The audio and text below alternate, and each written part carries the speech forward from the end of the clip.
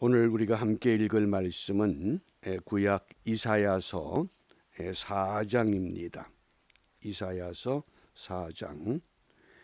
오늘은 4장 본문이 짧기 때문에 1절부터 6절까지 우리가 다 같이 함께 읽도록 하겠습니다.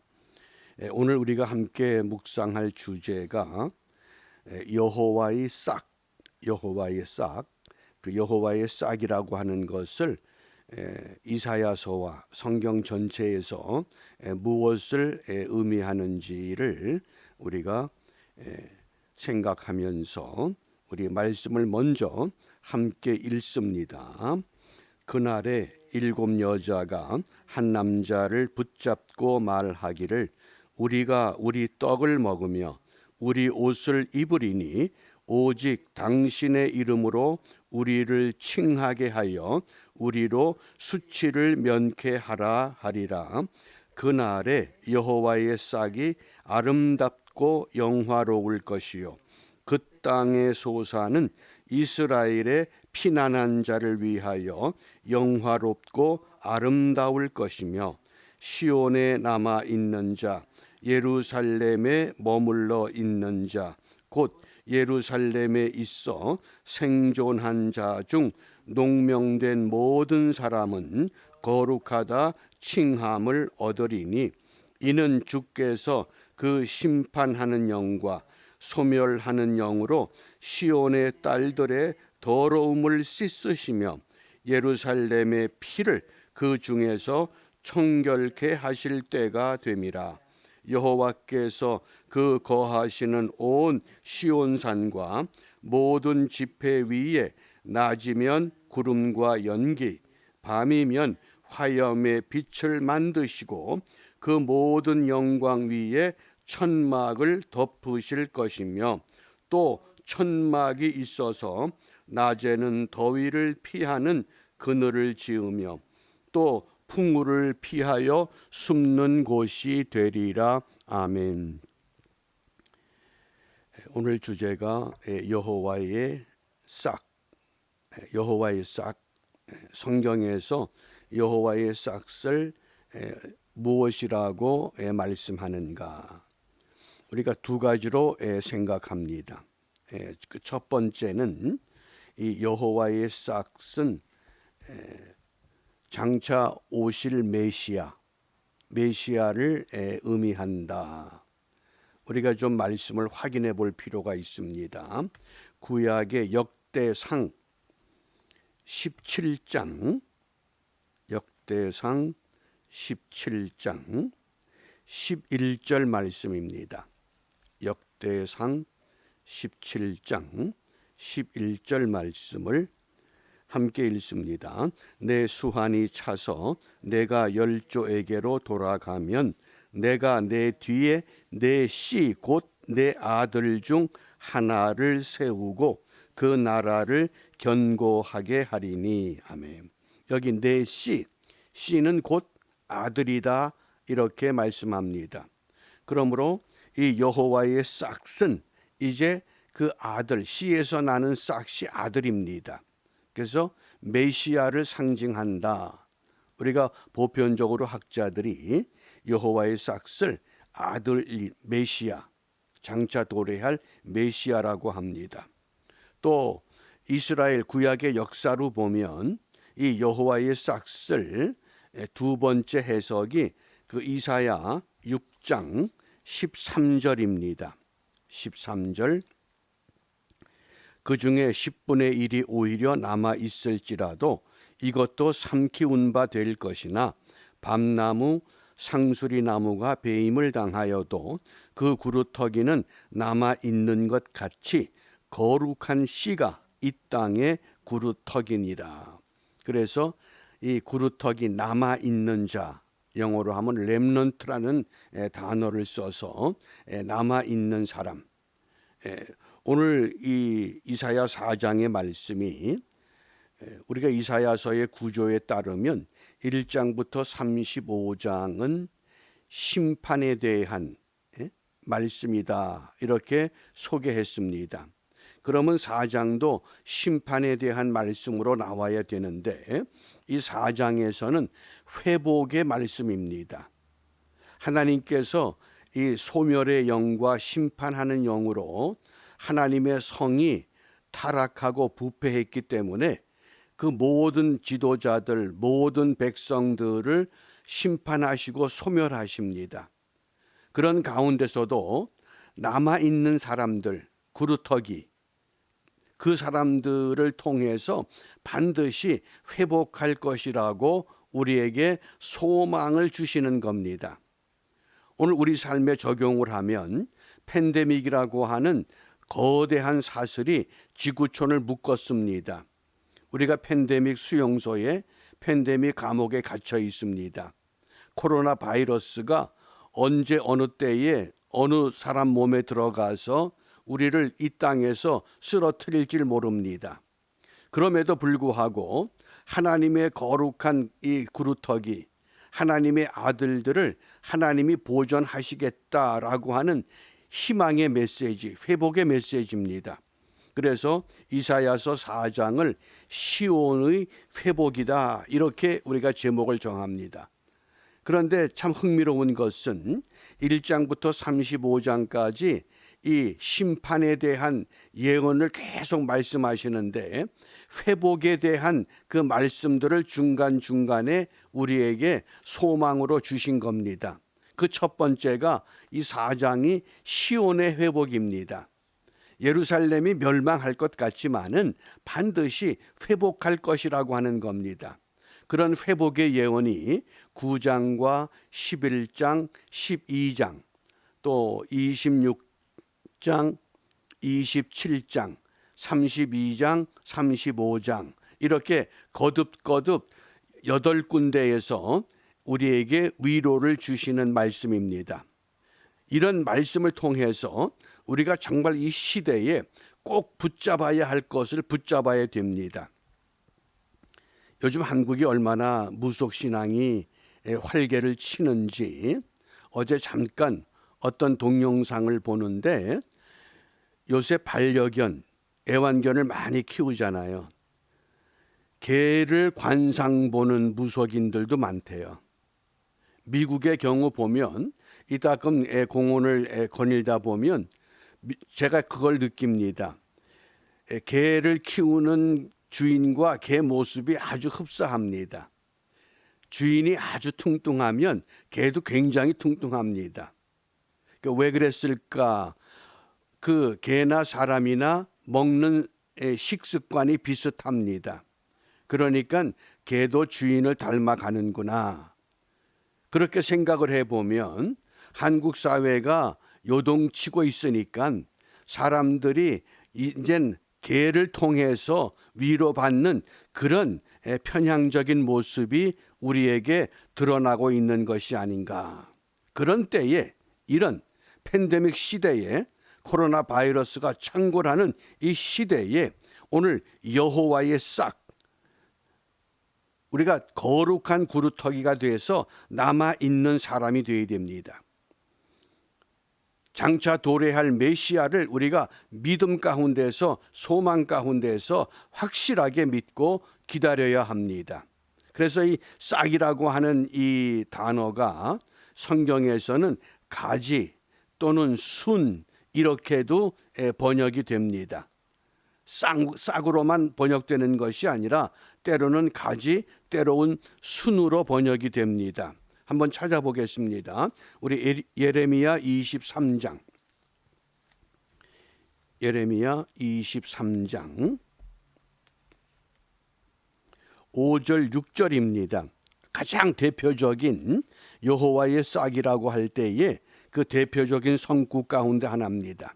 이 외에도 여러 군데 이 싹에 대한 가지와 순을 말씀을 합니다마는 우리가 가장 대표적인 예레미야 23장 5절 6절 말씀을 우리 함께 읽습니다. 나 여호와가 말하노라. 보라, 때가 이르리니 내가 다윗에게 한 의로운 가지를 일으킬 것이라. 여기 가지가 싹이라는 히브리 단어와 같습니다. 다윗에게 한 의로운 가지를 일으킬 것이라. 그가 왕이 되어 지혜롭게 행사하며 세상에서 공평과 정의를 행할 것이며 그의 날에 유다는 구원을 얻겠고 이스라엘은 평안히 거할 것이며 그 이름은 여호와 우리의 의라 일컬음을 받으리라. 아멘. 장차 도래할 여호와의 싹, 의로운 왕이, 의로운 지도자가, 의로운 대통령이 우리 앞에 나타날 것이라고 하는 이 소망의 메시지를 주시는 겁니다. 그렇기 때문에 우리 믿음의 사람들이 현실에 되어지는 상황에서 결코 우리가 두려워하거나 흔들릴 이유가 없는 줄 압니다. 그러면 역사적으로는 이스라엘 백성들에게 거룩한 구루터기가 되고 또 장차 도래할 심판의 날에는, 그날 심판의 날에는 메시아가 분명히 우리에게 오실 것이지만은 오늘 이 시대를 살아가는 우리들에게는 여호와의 싹을 우리가 어떻게 적용을 하느냐, 이것이 하나님의 생명, 여호와의 생명으로 우리의 삶에 적용돼야 합니다. 생물학자들이 만약 여기 어떤 씨앗이 있습니다. 그 씨앗을 화학적으로 분해하면 크게 세 가지 요소가 있다고 합니다. 질소와 수소와 탄소와 그 다음에 H2O라는 물입니다. 그러니까 이 네 가지 요소의 비율을 정확하게 계산해서 똑같은 모양의 씨앗을 만들 수 있다고 합니다. 그런데 문제는 어디에 있느냐? 하나님이 우리에게 주신 씨앗은 땅에 뿌려지면 싹이 나고 자랍니다. 그런데 아무리 유능한 과학자가 과학의 원리에 따라서 똑같은 모양의 씨앗을 만들어도 그 씨앗에서는 싹이 날 수 없다는 겁니다. 한마디로 말하면 여호와의 싹이라고 하는 것은 생명의 주인이 여호와 하나님 되심을 오늘 우리에게 말씀하시는 겁니다. 그러므로 오늘 우리가 이 시대를 살아갈 때에 과연 내 안에 하나님의 생명이 분명히 있는가? 말씀의 씨앗이 우리의 마음밭에 떨어져서 우리 안에서 그 생명의 씨앗이 자라야만 합니다. 생명이 자라지 못하면 여호와의 싹은 우리에게 없습니다. 실험실에서 만들어낸, 생물학자들이 만들어낸 똑같은 모양의 씨앗은 될지 몰라도, 그래서 사도 바울은 이러한 신앙을 일컬어서 경건의 모양은 있지만은 경건의 능력이 없는 신앙이라고 꾸짖습니다. 이 어려운 때에 정말 내 신앙이 경건의 모양과 더불어서 경건의 능력을 갖추기 위해서는 여호와의 싹, 하나님의 생명이 오늘 우리 안에 반드시 자리를 잡아야 합니다. 그러면 어떻게 우리가 하나님의 생명으로 우리의 삶을 다스릴 수 있겠느냐? 그 첫 번째는 오직 예수밖에 없습니다. 이 세상 어느 것으로도 우리가 구원 얻을 수 없습니다. 그러나 사회학자들이나 종교학자들은 구원의 길이 다양하게 열려 있다고 우리를 유혹합니다.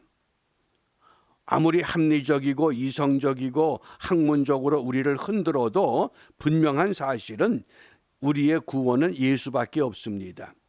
내가 길이요 진리요 생명이니 나로 말미암지 않고는 아버지께로 갈 수 없다고 분명히 우리에게 말씀하셨습니다. 그 다음에 두 번째로 우리 믿음의 대상은 오직 하나님 한 분밖에 없습니다. 오직 하나님 한 분입니다. 나 보내신 이를 믿는 자는 영생을 얻었고 심판에 이르지 아니하나니 사망에서 생명으로 옮겼습니다. 왜? 우리 믿음의 대상이 오직 하나님 한 분이시기 때문에 그렇습니다. 그러면 우리가 어떻게 살아야 됩니까? 오늘 1월 11일 이 한날의 삶을 우리가 뉴욕에서는 시작하지만은 한국에서는 이제 하루의 삶을 마감하는 시간입니다. 우리가 이러한 때에 정말 이 지구촌에서 우리가 어떤 삶을 살아야 할 것인가? 우리 잠언 12장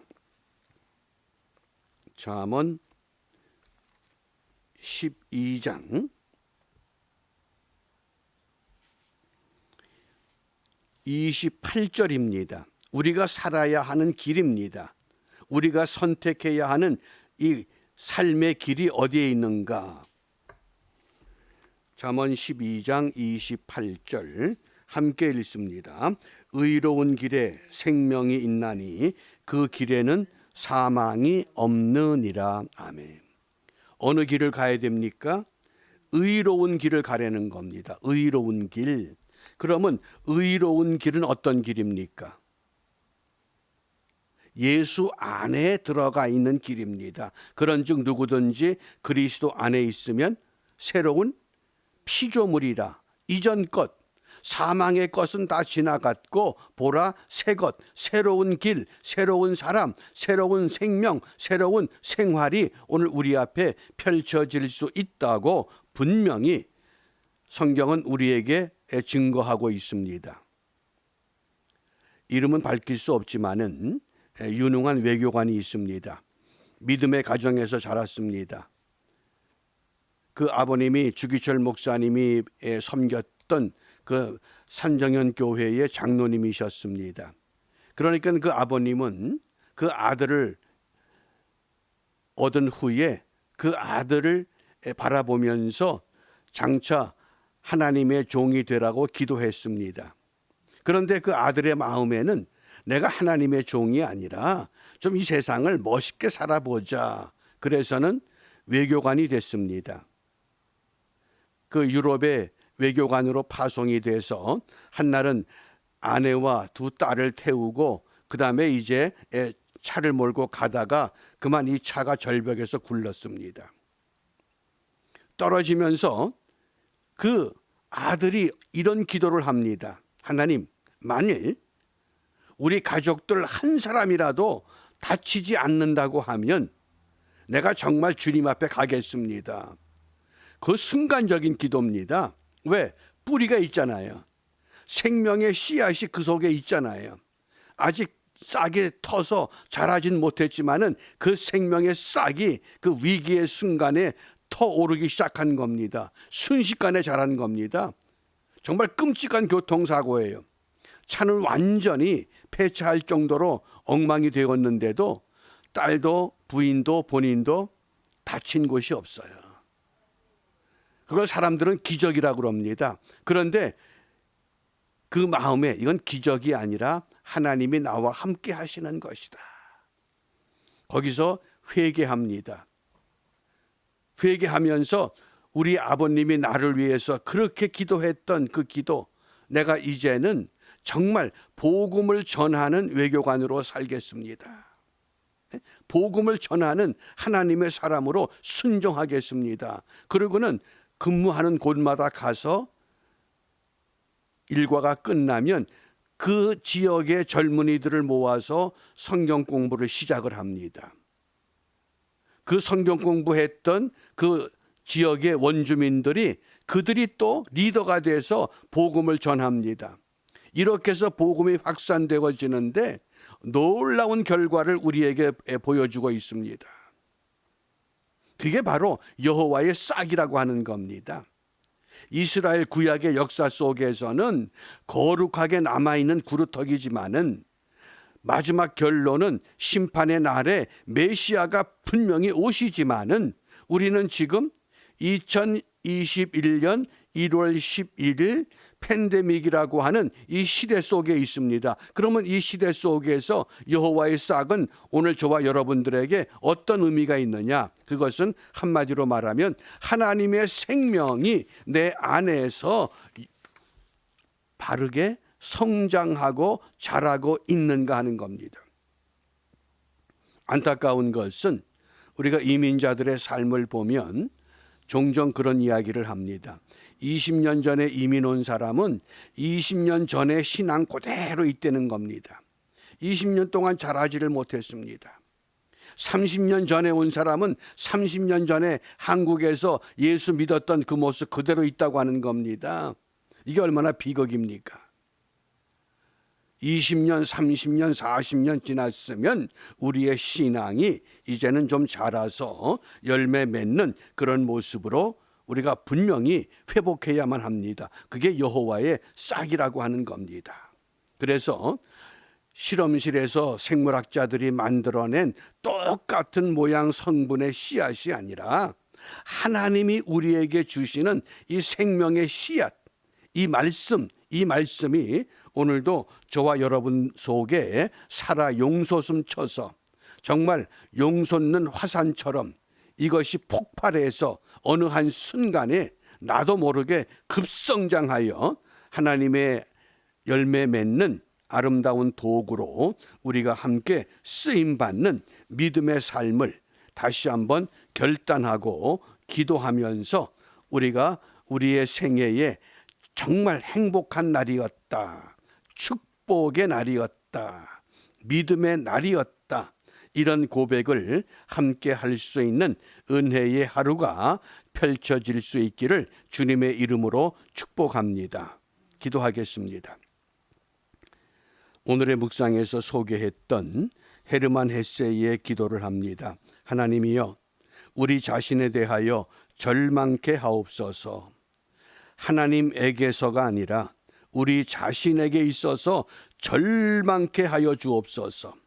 그래서 우리 자신이 더 이상 지탱할 아무 힘이 없을 때까지 절망케 하옵소서. 그래서 오직 하나님으로만 희망과 소망을 가지게 하여 주옵소서. 아멘. 감사합니다.